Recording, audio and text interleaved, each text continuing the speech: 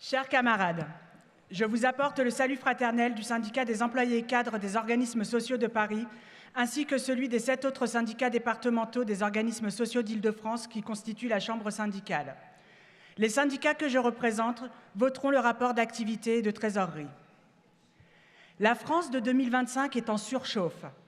Elle ne peut plus fonctionner avec un modèle bâti en 1945, au lendemain de la Seconde Guerre mondiale. Ici, ce n'est pas le MEDEF qui parle, mais Gabriel Attal, ancien ministre qui avait eu en 2023 la très mauvaise idée de vouloir fusionner la carte vitale avec la carte nationale d'identité. En ce 80e anniversaire de la Sécu, jamais il n'y a eu autant de voix pour essayer de faire gober que la sécurité sociale, mais aussi tous les acquis issus de 1945 devaient disparaître. Pas plus tard que le 22 octobre, les Échos consacraient 3 pages sur la sécurité sociale afin de la remettre en cause. Quelle ne fut pas ma surprise de découvrir une tribune des directeurs de Caisse nationale de la sécurité sociale dans ce numéro. Comme tout bon haut fonctionnaire nommé en Conseil des ministres, le père fondateur de la sécurité sociale est pour eux Pierre Laroque.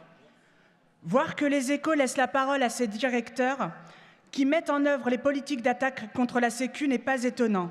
Mais une phrase peut attirer notre attention, je cite. « À l'heure où certains pourraient considérer ce modèle comme acquis, nous affirmons qu'il doit être constamment expliqué, débattu et défendu. » Cette phrase, venant notamment du directeur de la CNAM, celui qui a décidé de mettre en œuvre des PSE et licenciements collectifs dans les centres de santé gérés par la CRAMIF et la CEPAM de Paris, celui qui a décidé de liquider le service du contrôle médical au 1er octobre, est une véritable provocation. Ici, il faut dire pourquoi ils veulent nous faire oublier les ordonnances de 1945 et pourquoi nous devons sans cesse revendiquer la sécurité sociale de 1945. On connaît toutes et tous l'ordonnance du 4 octobre et son article 1er.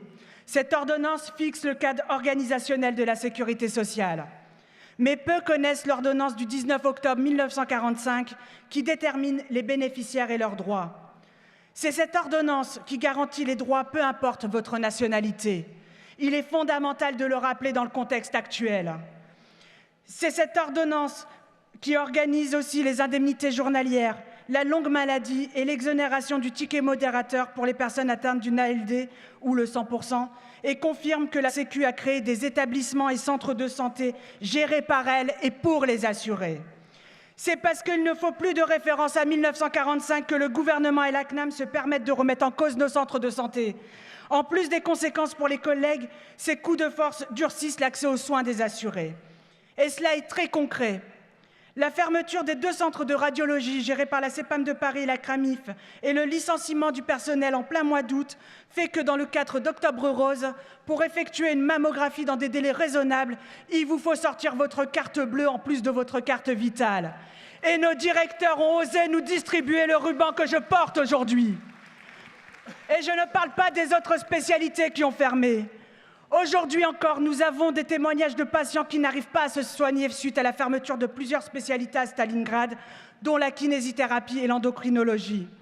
Ce PSE et licenciement collectif que nous continuons de contester avec l'aide de la Fédération a des conséquences directes sur le personnel de la Sécu, mais aussi sur les assurés.